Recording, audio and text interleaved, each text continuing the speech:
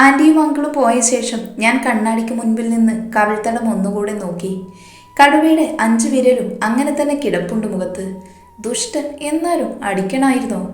അല്ലേലും അങ്ങനെ കുറ്റം പറയാൻ പറ്റില്ല. അമ്മാതിരി പണിയല്ല ഞാൻ കാണിച്ചേ. ഒരടിയുടെ കുറവ് എനിക്കുണ്ട്. എന്തായാലും നാളെ ആവട്ടെ, കാണിച്ചു കൊടുക്കാം. കല്യാണം ഉറപ്പിച്ച പിന്നെ മനുവേട്ടനും അമ്മയും ഒക്കെ വേറെ താമസം മാറി. നാട്ടുകാരും കുടുംബക്കാരും ഒക്കെ വരുവല്ലേ. മീരമോളെ, മുത്തുവാണ്, ഒപ്പം ശ്രീദേവി അമ്മയും ശാരദമ്മയും ഉണ്ട്. കയ്യിൽ എന്തൊക്കെയോ താങ്ങി പിടിച്ചാണ് വരവ്. എന്താ മുത്തൂസേ? അതെ, ഞങ്ങളിതൊക്കെ നിനക്ക് തരാൻ കൊണ്ടുവന്നതാ. അതും പറഞ്ഞ് വലിയ 2 ആഭരണപ്പെട്ടി ഒരു പുടവയൻ്റെ കയ്യിൽ തന്നു. എന്താ മുത്തു ഇത്? തുറന്നു നോക്ക്. തുറക്കാതെ തന്നെ എനിക്കറിയാം ഇത് ആഭരണങ്ങളാണെന്ന്. എന്നാലും ഇത്രയൊക്കെ വേണോ? പിന്നെ വേണ്ടാതെ. ഇത് അനന്തപുരം തറവാട്ടിലെ പെൺകുട്ടിയുടെ കല്യാണ.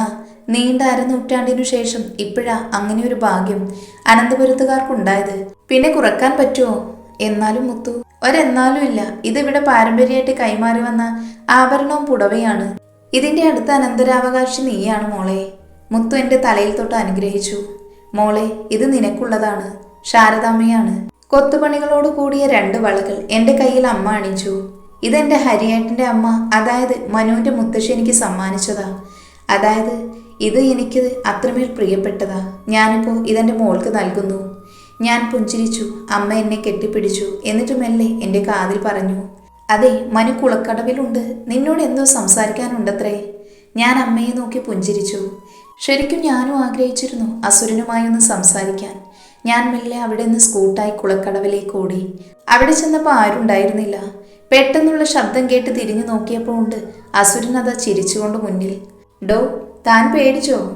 എൻ്റെ നിൽപ്പ് കണ്ടിട്ട് അങ്ങേര് പുറത്ത് കൊട്ടിത്തരുന്നുണ്ട്. പിന്നില്ല, താൻ എൻ്റെ പേടി നോക്കാനാണോ ഇവിടെ വരാൻ പറഞ്ഞേ? അല്ലല്ലോ. പിന്നെ എന്തിനാ വരാൻ പറഞ്ഞേ? പിന്നെ എൻ്റെ ഭാവി ഭാര്യയ്ക്ക് എന്നെ ഇഷ്ടമാണെന്ന് ചോദിക്കാൻ. ആയില്ല. ഊവോ, എന്നാ അത് എൻ്റെ കണ്ണിലേക്ക് നോക്കി പറ. പറഞ്ഞു തീർന്നതും അങ്ങേരെന്നെ വട്ടം പിടിച്ച് ആ നെഞ്ചോരം ചേർത്തു. പറ, ഇഷ്ടമല്ലാന്ന്. ആ കണ്ണിലേക്ക് നോക്കുന്തോറും എനിക്ക് എന്നെ തന്നെ നഷ്ടപ്പെടുമായിരുന്നു. ഇഷ്ടമാണ്, ഒത്തിരി ഒത്തിരി. എനിക്ക് ജീവിക്കണം ഈ അസുരൻ്റെ കാമുകിയായി, ഭാര്യയായി, ഇയാളുടെ കുട്ടികളുടെ അമ്മയായി, ഇയാളുടെ നല്ല പാതിയായി. അങ്ങനെ ജന്മജന്മാന്തരങ്ങളോളം ജീവിക്കണം. ഞാൻ ആ കണ്ണുകളിലേക്ക് നോക്കി പറഞ്ഞു. മനുവേട്ടൻ എൻ്റെ നെറുകയിൽ ചുംബിച്ചു. പെട്ടെന്ന് സ്വബോധം വന്ന് ഞാൻ അങ്ങേരെ മാറ്റി നിർത്തി. അയ്യോ, ഞാനെന്നേ കാണണേ? എൻ്റെ ഝാൻസി റാണിക്ക് നാണമോ? എൻ്റെ ദൈവമേ, പോ അവിടുന്ന്. അങ്ങേരെ തള്ളി മാറ്റി പുറത്തേക്കോടാൻ നിന്ന് എൻ്റെ കൈ പിടിച്ചു വെച്ചു. അവിടെ നിൽക്ക്. എന്താ? ഒന്നുമില്ല.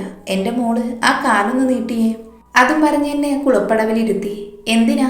നീട്ടിടി കാല്. കടുവ ശബ്ദം കനപ്പിച്ചതും ഞാൻ കാല് നീട്ടിക്കൊടുത്തു. അപ്പതേ ഒരു ചിലങ്ക എടുത്ത് അങ്ങേരൻ്റെ കാലിൽ കെട്ടുന്നു. 2 കാലിലും ഏട്ടൻ ചിലങ്ക കെട്ടിത്തന്നു. എനിക്കാണെങ്കിൽ കണ്ണു നിറഞ്ഞിട്ട് ഒന്നും കാണാനും പറ്റണില്ല. ഏട്ടൻ എൻ്റെ 2 കണ്ണും തുടച്ചു തന്നു. ഇതെൻ്റെ കലാമണ്ഡലം നാഗവല്ലിക്ക് ഈ ഡോക്ടറുടെ കുഞ്ഞു സമ്മാനം. ഒന്ന് പോയേട്ടാ. ഞാൻ ആ നെഞ്ചിൽ മുഖാമർത്തി. അതെ, തീർന്നില്ല പെണ്ണെ. ഇതാ, ഇതുകൂടെ പിടിക്ക്. എന്താ ഇത്? നാളെ കാവിൽ വിളക്കി വെക്കാൻ വരുമ്പോൾ ഇതുടുത്ത് വേണം വരാൻ. ഞാൻ തുറന്നു നോക്കുമ്പോൾ കറുപ്പിൽ ചുവന്ന കസവുള്ള ധാവണി. ഞാൻ ഏട്ടനെ നോക്കി ഒന്നുകൂടെ പുഞ്ചിരിച്ചു. പിന്നെ മെല്ലെ ആ കവളിൽ ഒരു ഉമ്മ കൊടുത്തിട്ട് വേഗം എഴുന്നേറ്റ് ഓടി. പെട്ടെന്നാണ് എൻ്റെ ഫോൺ റിങ് ചെയ്തത്. നോക്കുമ്പോൾ കടുവയാണ്. എന്തായാലും എനിക്കിട്ട് നല്ലൊരടി തന്നതല്ലേ, തിരിച്ചൊരു പണി ഇപ്പോൾ കൊടുക്കാം. ഫോണിലൂടെ ആവുമ്പോൾ തല്ല് കിട്ടൂലല്ലോ. ഞാൻ കോൾ അറ്റൻഡ് ചെയ്തു. ഹലോ, ആരാ സംസാരിക്കുന്നേ? ഞാനാടി കോപ്പേ. ഞാനോ? ഈ ഞാനെന്ന് പറഞ്ഞാൽ ആരാ? അല്ല, ഈ ഫോണിൽ കൂടെ വിളിച്ചിട്ട് ഞാനാണെന്ന് പറഞ്ഞാൽ അത് ഞാനെന്താ മനസ്സിലാക്കുക? നിന്റെ തന്ത രവീന്ദ്രവർമ്മയാണെന്ന്. ഡോ, എൻ്റെ അച്ഛനെ പറഞ്ഞാലുണ്ടല്ലോ, കെട്ടിയോനെന്ന് നോക്കൂല, എടുത്ത് കിണറ്റിലെറിയും ഞാൻ. അപ്പനെ വിളിച്ചപ്പോൾ നിനക്ക് കാര്യം മനസ്സിലായി അല്ലേ? അത് പിന്നെ. എന്ത് പിന്നെ?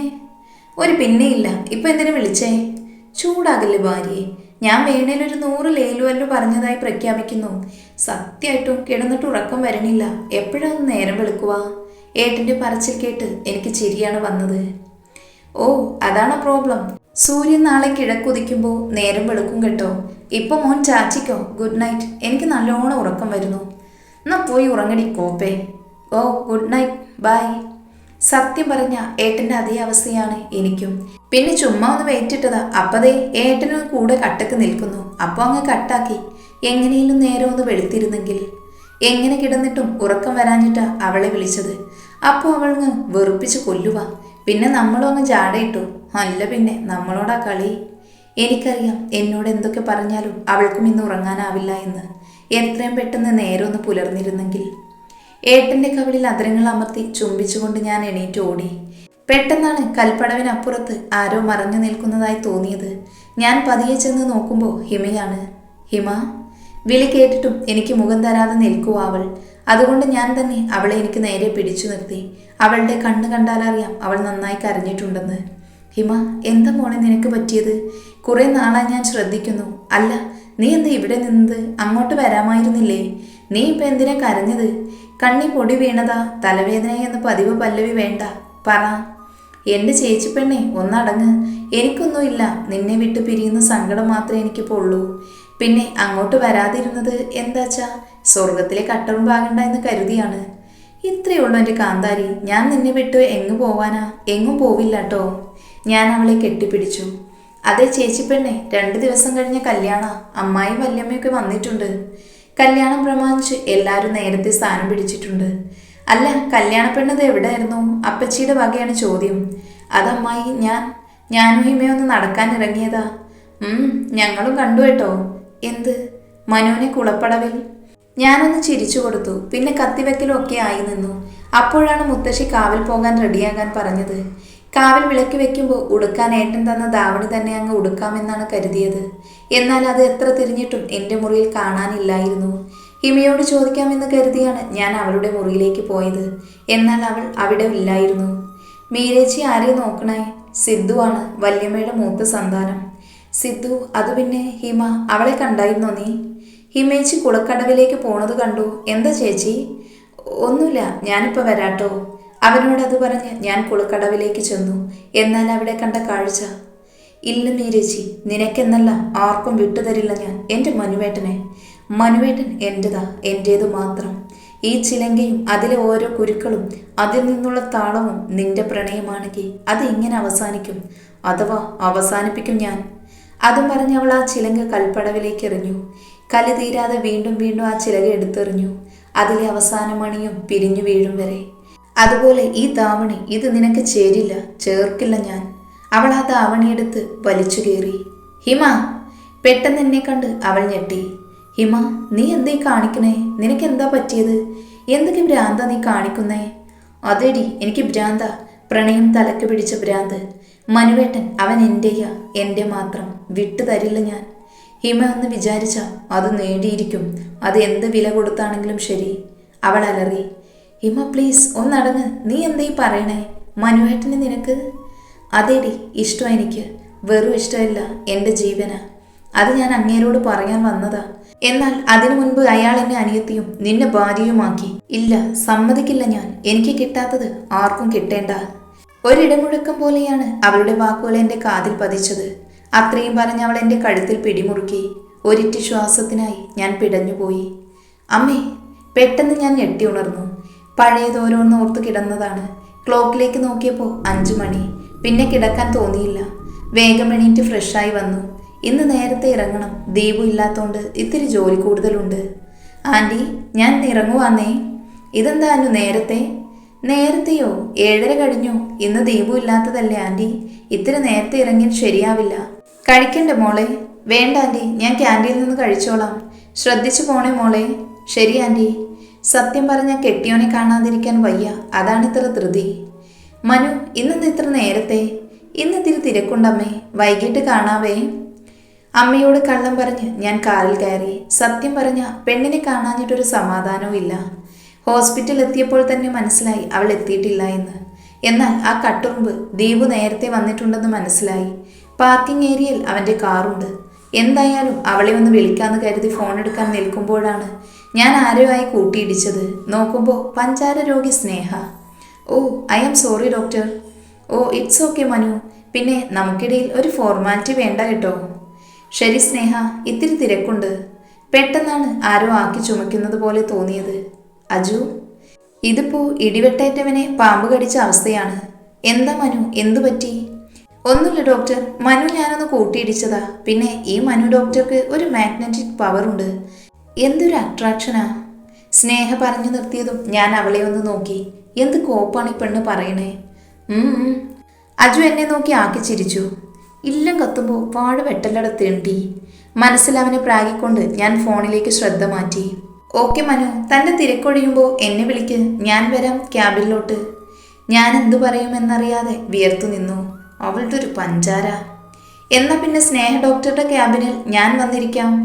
ശബ്ദം കേട്ട് ഞങ്ങൾ മൂവരും പുറകിലേക്ക് നോക്കി. വേറെ ആരുമല്ല, എൻ്റെ സഹധർമ്മിണിയാണ്. പെണ്ണിൻ്റെ കലിപ്പ് കണ്ടിട്ട് സ്നേഹം നിന്ന് വിയർക്കുന്നുണ്ട്. ഞാൻ മെല്ലെ അജുവിനെ നോക്കി. അവന് ഫ്യൂസ് പോയി നിൽക്കുവാണ്. ഇടയ്ക്ക് എന്നെ തോണ്ടി. അവൾ എന്നൊക്കെ പറയുന്നുണ്ട്. ഈശ്വര, ഇവനിനി വല്ല ഇരുമ്പും കൊടുക്കേണ്ടി വരുമോ? കാറിന് മുന്നിലേക്ക് ആരോ എടുത്തു ചാടുന്നത് കണ്ടാണ് ശേഖർ ബ്രേക്കിൽ കാലമർത്തിയത്. ഡി, നിനക്ക് ചാടി ചാവാൻ ഈ വണ്ടി മാത്രമേ കിട്ടിയുള്ളൂ. താഴെ വീണ് കിടക്കുന്ന സ്ത്രീരൂപത്തെ നോക്കി അയാൾ അലറി. അതെ, താൻ കാരണമാണല്ലോ ഞാൻ പെരുവഴിയിലായത്. അതുകൊണ്ട് എൻ്റെ അവസാനവും താൻ കാരണമാകട്ടെ എന്ന് കരുതി. അവൾ തൻ്റെ മുഖം മറച്ചു വെച്ചിരുന്ന ഷോൾ മാറ്റി അയാൾക്ക് നേരെ തിരിഞ്ഞു. ഹിമ, നീ? അയാൾ വേഗം ഡോർ തുറന്ന് പുറത്തിറങ്ങി. നീ എന്താ കുട്ടി ഇവിടെ? ഞാൻ പിന്നെ ഇവിടെ ഇല്ലാതെ എവിടെയാണോ ഉണ്ടാവുക? താൻ ചെയ്ത പാപത്തിൻ്റെ കൂലി എനിക്കാണല്ലോ കിട്ടിയത്. ഇന്നലെ ഞാൻ ശിക്ഷ കഴിഞ്ഞ് ഇറങ്ങി. ഇത്രയും നാളും കിടക്കാൻ ജയിലെങ്കിലും ഉണ്ടായിരുന്നു. ഇനിയോ? വീട്ടിലേക്ക് പോകാൻ കഴിയൂ എനിക്ക്? അനന്തപുരം തറവാട്ടിൽ ആരുമില്ല ഇപ്പോൾ ഹിമയ്ക്ക് കൂട്ടിന്. മോളെ, തനിക്കറിയോ ഇന്നലെ ഒരു രാത്രി ഞാൻ എങ്ങനെയാ കഴിച്ചു കൂട്ടിയതെന്ന്? ഒരു പെണ്ണ് ഒരു രാത്രി തനിച്ച്. അവൾ ഏങ്ങിക്കരഞ്ഞു. മോളെ, ഞാൻ ഇന്നലെ അവിടെ വന്നിരുന്നു. എന്നാൽ നീ അവിടെ നിന്ന് പോയി എന്നാ അറിയാൻ കഴിഞ്ഞത്. കഴിഞ്ഞത് കഴിഞ്ഞു. നീ വാ, നിനക്കിനി ഞാനുണ്ടിപ്പോ. ഏറെ വൈകാതെ നിനക്കെല്ലാവരും ഉണ്ടാകും. തീർക്കണ്ടേ നമുക്ക് അവളെ? ഹിമ അയാളെ ഒന്ന് നോക്കി.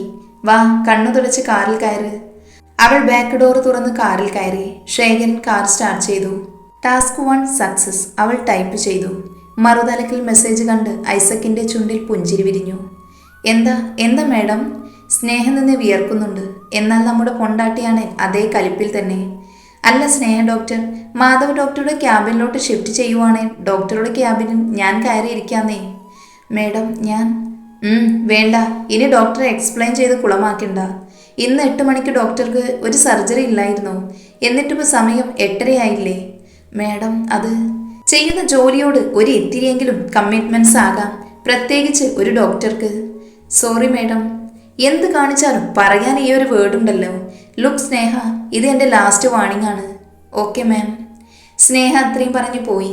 ഞാൻ ചുമ്മാ തിരിഞ്ഞു നോക്കുമ്പോൾ അവൾ എൻ്റെ പെണ്ണിനെ നോക്കി ദഹിപ്പിക്കുന്നു. ഞാൻ നോക്കുന്നത് കണ്ടതും അവൾ ഒരു കൈ കൊണ്ട് മുടിയൊക്കെ പുറകിലേക്ക് മാറ്റി സൈറ്റടിച്ച് കാണിച്ചു. ഞാൻ നന്നായൊന്ന് ഞെട്ടി. ഇവൾ എന്തായാലും ഒരു നടക്ക് പോകില്ല മിക്കവാറും. എൻ്റെ പെണ്ണിൻ്റെ കൈക്ക് പണിയുണ്ടാക്കും. ഡോ കടുവേ, താൻ എന്തിനാ ഇപ്പോൾ ഇങ്ങോട്ടേക്ക് വന്നേ? തനിക്ക് 10 മണിക്കല്ലേ ഒപ്പി? പിന്നെ ഇന്ന് ഓട്ടിടെ അല്ലല്ലോ. പെണ്ണ് കത്തി കയറുവാണ്. ഞാൻ എൻ്റെ പെണ്ണിനെ കാണാൻ വന്നതല്ലേ. അത് മനസ്സിലായി, താൻ കണ്ട പെണ്ണുങ്ങളെ കാണാൻ വരുവാന്ന്. ഓ, പിന്നെ എന്നാത്തിനാടി ഇടയിൽ കാര്യമൊക്കെ കൊളമാക്കിയത്? ഓഹോ, അപ്പം അങ്ങനെയാണ് കാര്യങ്ങളല്ലേ. ദേ മനുഷ്യ, എന്നെ അല്ലാതെ വേറെ ആരെങ്കിലും നോക്കിയാലുണ്ടല്ലോ. നോക്കിയാൽ? ദേ, 1 ലിറ്റർ പെട്രോളിനിപ്പോൾ അധികം വിലയില്ലാട്ടോ. ഇനി അഥവാ ഉണ്ടേലും ഞാൻ അതങ്ങ് സഹിക്കും. വെറുതെ എന്നെ കണ്ണൂര് കാണിക്കല്ലേ. ദേഷ്യത്തോടെ അവൾ പറഞ്ഞു. ആക്ച്വലി ഇവിടെ ഇപ്പം എന്താ നടക്കുന്നേ? ആരെങ്കിലും ഒന്ന് പറഞ്ഞു തരാമോ? അജുവിൻ്റെ ധീരരോധനം കേട്ട് തൽക്കാലം ഞങ്ങളൊന്നടങ്ങി. സത്യത്തിൽ കുറച്ചു നേരം അവൻ അവിടെയുള്ളത് മറന്നിരുന്നു.